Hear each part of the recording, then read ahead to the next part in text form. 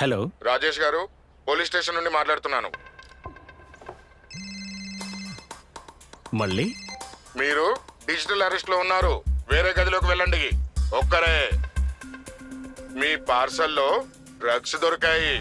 చాలా కాలం లోపలే ఉంటారు. 10 లక్షలు ఇవ్వండి, బతికిపోతారు. సార్ అంత డబ్బా? ఒక లింక్ పంపాము, ఇప్పుడే ప్రాసెసింగ్ కోసం 2 లక్షలు పంపండి, మిగిలింది తర్వాత. సార్ 2 లక్షలు. ఏమైంది నాన్న?